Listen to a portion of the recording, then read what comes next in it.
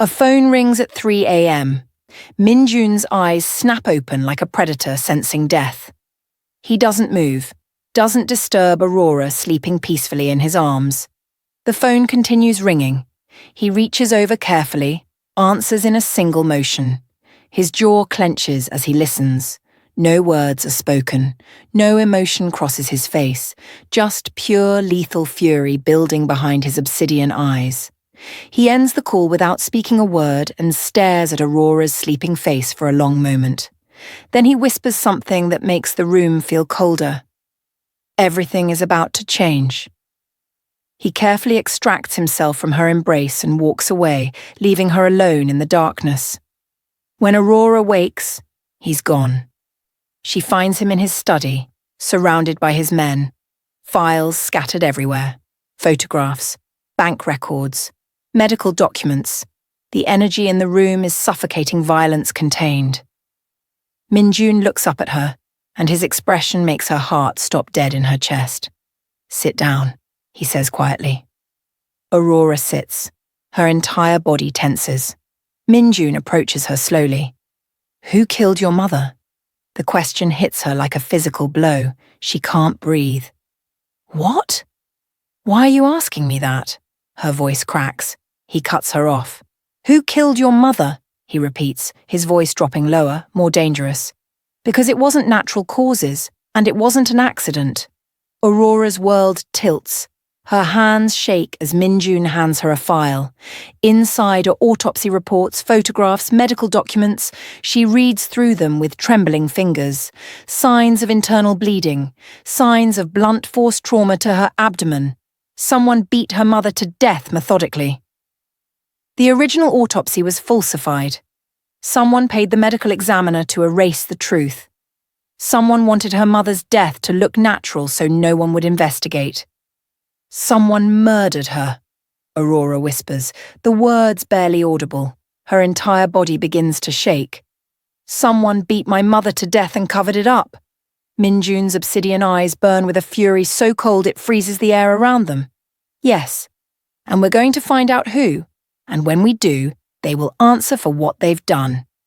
Cut to Min-jun's private investigators working through the night, screens glowing in darkness, data flowing rapidly. The lead investigator, a woman in her 50s with sharp eyes and a harder expression, finds something significant. She points to the screen with urgency. "Here. 24 hours after your mother's death, a wire transfer. 5 million won. From the Kwan-soo family account to the medical examiner's personal account." Min-jun leans in. His entire body goes rigid. His fists clench so hard his knuckles turn white. "But that's not the interesting part," the investigator continues, her voice carrying weight and certainty. "The signature isn't Kwan-soo's. It was authorized by someone else, someone with access to family accounts, someone with independent signature authority." She pulls up more files rapidly: credit card records, purchase history, communications, hotel reservations where the hired killer stayed. Everything pointing to one name appearing over and over in meticulous detail. "It was Nari, your stepmother. She did this alone. She orchestrated the entire thing herself. She even met with the hired killer at a hotel. We have surveillance footage. She gave him detailed instructions on where to strike, how hard to hit. She paid him in cash. And then she paid off the medical examiner with threats and money." Aurora's scream of denial echoes through the penthouse so loudly that security actually steps forward, thinking something terrible has happened. Not Kwan-soo, not her brutal stepfather, though he was certainly capable of such cruelty. Her stepmother, the woman who fed her, the woman who beat her every single day with cold precision, the woman who murdered her mother for money and jealousy, the woman who watched her suffer for years while smiling in her face. The investigator continues, her voice never wavering, her words like bullets. "Your mother took out a life insurance policy before remarrying Kwan-soo. She named you as the beneficiary. 20 million won. Your mother's final gift to you. But Nari liquidated the entire trust before you could ever touch it. She stole your inheritance. She murdered your mother to get it. And she's been watching you suffer for years while enjoying the fruits of her crime. She used that money to buy properties, jewelry, investments. Everything she owns is built on your mother's corpse. Aurora collapses. Minjun catches her before she hits the ground, his arms wrapping around her as her entire world shatters into pieces so small they can never be reassembled. Within hours, Minjun's men move with military precision. They arrive at the Kwansu mansion unannounced. Nari is in the morning room drinking tea, flipping through designer catalogues like she didn't murder someone, like she didn't steal millions from a child, like she didn't destroy an entire family. She looks up casually when Minjun enters. Her expression shifts from curiosity to confusion to irritation in rapid succession. King Minjun, what a surprise. To what do we owe the pleasure? Arrest her, Minjun says coldly, his voice cutting through the room like a blade. Nari's teacup shatters on marble. The sound echoes through the mansion like a gunshot. What? What is this? This is ridiculous. You can't possibly. You murdered Aurora's mother, Minjun says, his voice dropping to a whisper more terrifying than a scream. You stole her inheritance. You falsified medical records. You conspired with killers. You paid a medical examiner to cover up a crime. And you've been watching that girl suffer every single day while you smiled and fed her lies and beat her and humiliated her and destroyed her spirit. Nari's face goes pale. Her aristocratic composure shatters like the teacup. I don't know what you're talking about. You have no proof. This is insane. I have everything, Minjun interrupts, his obsidian eyes burning with absolute certainty and lethal intensity. Bank records showing the transfer. Communications with the hired killer. Photographs from hotel surveillance showing you meeting with him. The hired killer's confession. Medical examiner testimony. Everything.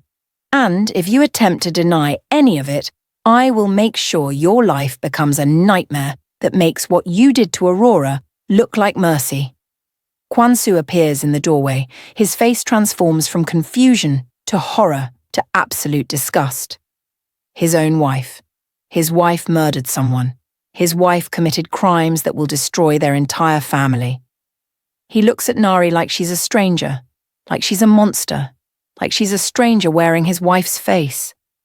His expression crumbles as he realizes everything he's built, every empire he's created, will fall because of her. In Minjun's interrogation room, a private space in his penthouse that's far more intimidating than any police station, Nari breaks completely under Minjun's cold, relentless questioning. She confesses to every detail. She hated Aurora's mother with a fury that consumed her entire existence. She was jealous of Kwansu's affection for her. She couldn't stand that he loved someone else more than her. She hired someone to beat her. She orchestrated it in meticulous detail, giving specific instructions on where to strike, how hard to hit. She paid off the medical examiner with cash and threats. She stole the life insurance money and disappeared it into accounts no one would ever find. I would do it again, Nari hisses, her true self finally exposed, her cruelty laid bare. She was weak, pathetic, and that girl, she spits with venom, her voice dripping with poison, she was nothing but a reminder of her weakness. Every time I looked at her face, I saw her mother, and it made me happy. It made me feel alive. I enjoyed watching her suffer, every single day for years. Watching her scrub floors, watching her serve us, watching her get beaten.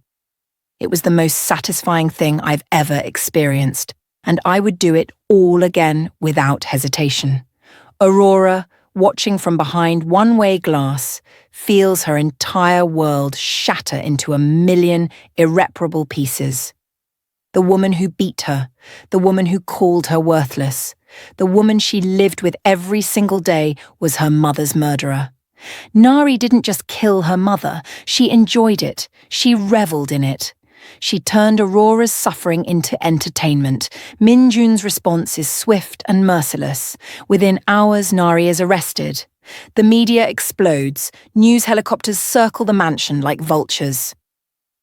"Stepmother confesses to premeditated murder," headlines scream across every television in Seoul. Life insurance fraud uncovers years of conspiracy and abuse. Within hours, the entire nation is watching. Within hours, Nari's face is on every screen. Within hours, her crime is exposed to the world. Kwon-soo realizes his wife's crimes will destroy his empire completely. He attempts to negotiate with Min-jun, offering deals, leverage, anything to salvage what remains of his power and reputation. He begs, he threatens, he tries everything. But Min-jun is done negotiating. He releases everything. Kwon-soo's human trafficking operations, his money laundering schemes, the murders he's committed over decades, all of it released simultaneously to law enforcement and journalists with comprehensive documentation and irrefutable evidence. Photos, communications, financial records, witness testimony, everything meticulously documented and dated and verified. Kwon-soo's empire doesn't just fall. It explodes in slow motion on international news. Within 48 hours, the Kwon-soo family goes from Seoul's most powerful criminal organization to completely dismantled. Assets frozen, accounts seized, properties confiscated. Hyun-jae is arrested for his crimes against Aurora and sentenced to 10 years in prison. The stepsisters scatter like frightened animals, attempting to distance themselves from their family's darkness. The mansion is seized by the government. Kwon-soo attempts to flee Korea using forged documents and a network of smugglers.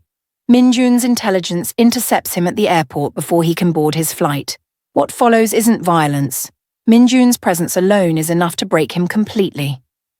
They stand face to face in a private room at the airport, and Min-jun speaks with such controlled fury that Kwon-soo actually trembles, his legs threatening to give way beneath him. "You murdered her mother. You abused that girl every single day of her life. You built your empire on the suffering of the innocent. And you thought your wealth and power would protect you from accountability. You thought you could destroy lives and face no consequences," Min-jun says quietly, his voice carrying the weight of absolute power and certainty and judgment. "You have two choices: face trial and spend your life in prison, forgotten and worthless, watching the world move on without you, or disappear from Korea tonight and never return. Choose." Kwon-soo chooses exile, taking nothing but the clothes on his back, his empire crumbling behind him like ash, his life destroyed by the girl he thought was worthless. Aurora finally confronts Nari in prison. Nari sits behind thick glass in an orange jumpsuit, looking nothing like the cold aristocrat she once was. She looks small. She looks broken. She looks human for the first time, stripped of power and forced to face her own monstrosity. Her hands shake. Her voice trembles. She's not the woman who beat Aurora. She's not the woman who smiled while watching her suffer. She's just a broken person facing the consequences of her cruelty. "Why?" Aurora asks, her voice shaking, tears streaming down her face. "Why did you do this? What did my mother ever do to you? She was kind to you. She tried to include you in the family. She never hurt you."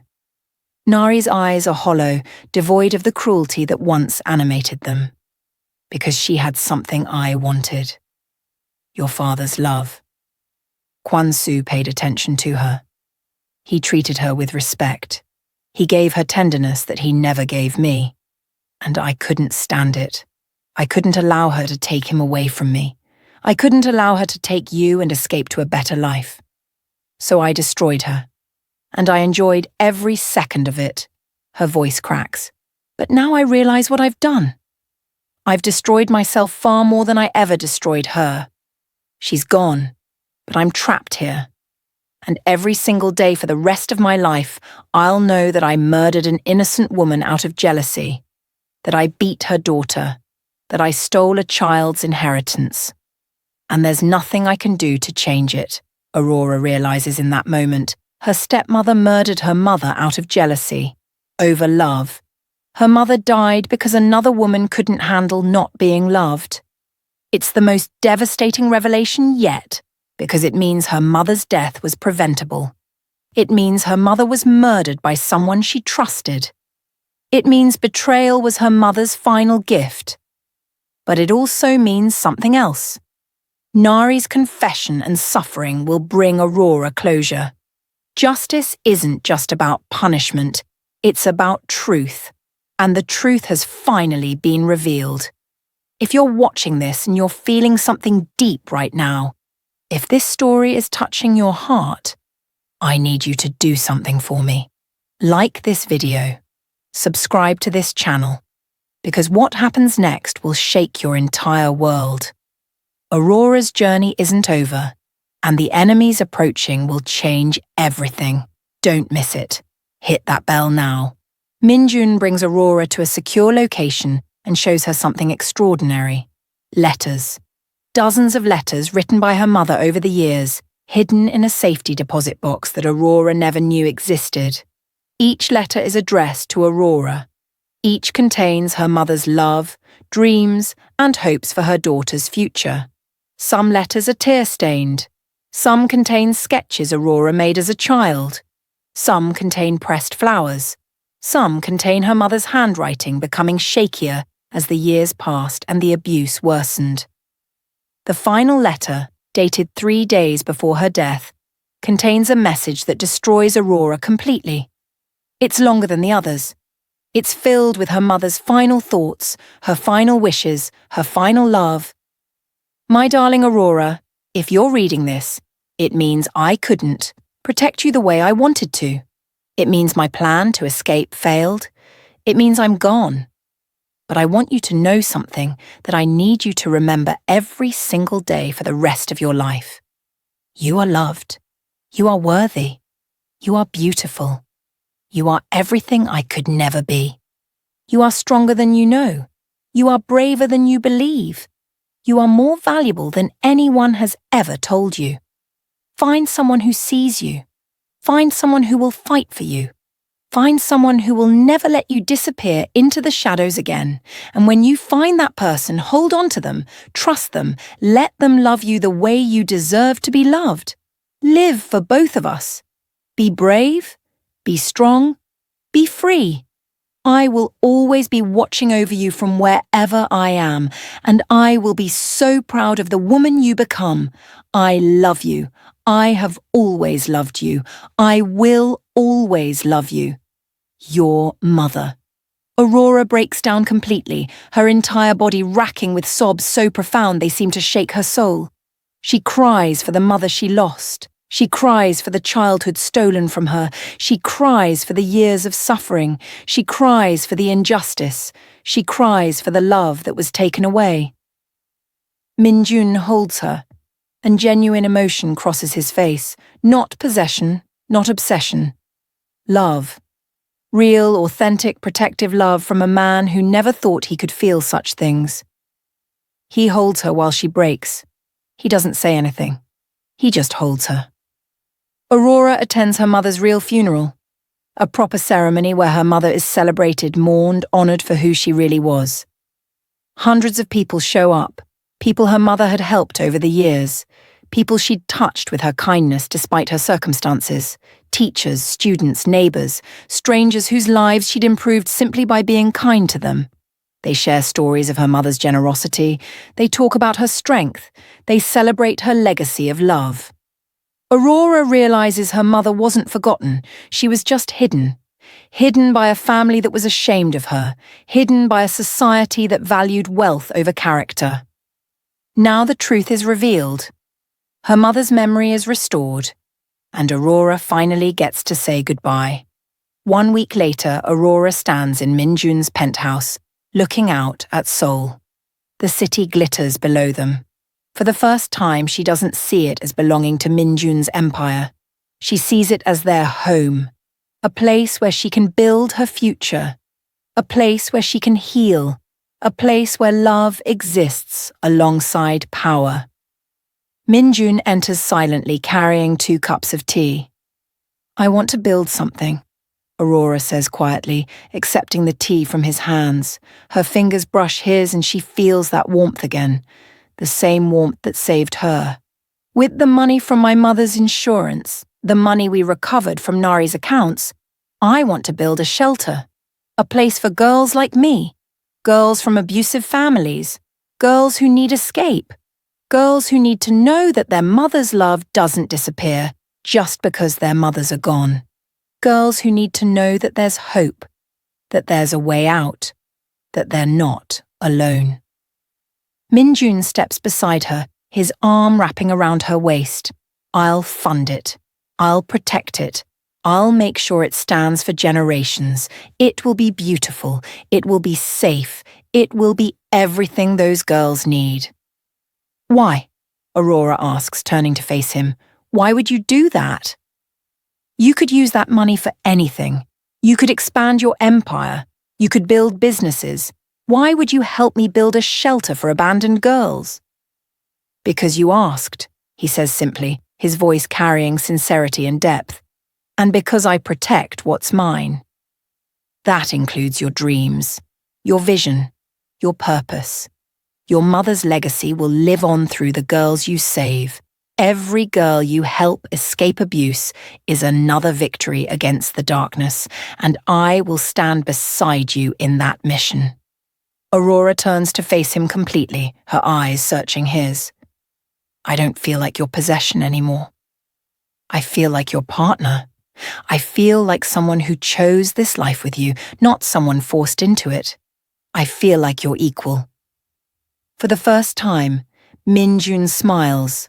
A real smile, not a dangerous smirk, just a genuine smile that transforms his entire face and reveals the man beneath the mafia king. The man who feels, the man who loves, the man who chose to fight for her when he could have walked away. You always were my partner, he says, his voice gentle and certain. From the moment you stepped down from that stage, from the moment you approached me with such courage, you were my equal. I just had to make sure you understood your own worth. Minjun drops to one knee. The move is fluid, powerful, deliberate. From his pocket, he pulls out a ring. Not ostentatious, but elegant and powerful. It's made of white gold and sapphire. A sapphire that matches her mask. A sapphire that represents everything she's survived and everything she's become. The sapphire catches the light from the city below, and it glows like a star. Their kiss is different now. It's not a declaration of war. It's a promise of partnership. It's the moment when the poor girl and the ruthless king become equals, partners building a life together. It's the moment when two broken people decide to create something whole. The kiss deepens. Time seems to stop. The city lights flicker around them like they're the center of the universe.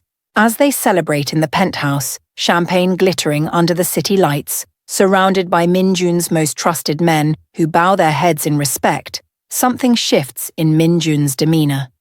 He receives a phone call. His expression hardens immediately. His jaw clenches. His eyes go cold. He steps away to take it, and when he returns, something has changed. His protective mask is back. His dangerous exterior has returned. The lover has been replaced by the king. What's wrong? Aurora asks, immediately sensing the shift, her heart rate accelerating with fear.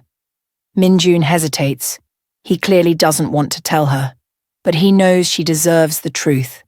He sits beside her and takes her hands in his. Someone from my past. Someone I thought I'd left behind. Someone I destroyed years ago because they threatened everything I had. They're back. And they know about you. They know that you exist. And they know that I love you. Aurora's blood runs cold. The implications hit her like a physical blow. What do you mean they're back? I mean, Minjun says quietly, his voice carrying gravity that communicates the severity of the threat, the danger that's approaching like a tsunami. That protecting you might be more complicated than I thought. There are people who would hurt you just to hurt me. There are forces I haven't told you about. Enemies I've made over the years who are now waking up to the fact that I have something to lose. Someone to lose. And they will stop at nothing to exploit that weakness. They will use you against me. They will destroy you to destroy me. and I cannot allow that to happen. Aurora realizes in that moment her story isn't over. It's just beginning. The danger isn't behind her, it's ahead. It's approaching like a storm on the horizon. But this time, she's not afraid. This time, she's not alone. This time, she has someone who will fight beside her. She stands alone on the penthouse balcony late that night, watching the city lights flicker below. Minjun stands in the shadows behind her, making phone calls, preparing for war. He's calling in favors. He's mobilizing his network. He's preparing his defenses. She can hear the urgency in his voice. She can feel the shift in energy. The peaceful moment is over. The real battle is beginning. She's no longer the invisible servant girl. She's no longer the masked dancer hiding from her past. She's become the wife of the most powerful and most hunted man in Seoul. She's become a target. She's become a weapon. She's become both a strength and a vulnerability, and somewhere in the darkness beyond the city lights, enemies are moving. They're preparing, they're coming. She can feel it like distant thunder growing louder with each passing moment. They're out there, plotting, scheming, preparing to take everything from Minjun. And she knows, with absolute certainty, that when they arrive, she'll be ready. She's learned to fight. She's learned that she's stronger than she ever believed possible. Minjun joins her on the balcony, wrapping his arm around her possessively, territorially, lovingly. I will protect you, he promises, and she can hear the determination in his voice, the absolute certainty that he will do whatever it takes. No matter what comes, no matter who comes, I will protect you. Aurora leans into him, her body relaxing into his strength. She believes him, but she also knows something he doesn't yet. She doesn't need protecting anymore. She's learned to fight. She's learned that strength comes in many forms. And when the storm comes, and she knows it will, she'll stand beside him, as his equal, not his dependent. She'll fight beside him. She'll protect him just as fiercely as he protects her. They'll face whatever comes together, as partners, as equals, as one. The camera pulls back, showing them small against the vast Seoul skyline. Lightning flashes in the distance. A storm is definitely coming. Thunder rumbles ominously. The city holds its breath. The world seems to pause, waiting for what comes next. Their love story has ended. But his enemies are just beginning. And their war is about to begin. Thank you so much for watching. I hope this story moved you. I hope Aurora's journey resonated with your heart. Tell me what you think in the comments below. Did you see the twist coming? Did Nari's confession hit you like it should have? Share your thoughts. I want to hear from you. And if you're ready for more stories like this, stories that will break your heart and put it back together, hit that subscribe button right now. Like this video if Aurora's journey meant something to you. Because your support means everything to me. And if you want to be the first to know when the next episode drops, when Aurora and Minjun face the enemies that are coming, hit that notification bell. Don't miss it. Because what happens next will change everything. The storm is coming, and you need to be here when it arrives. Subscribe, like, comment, share. I'll see you in the next one.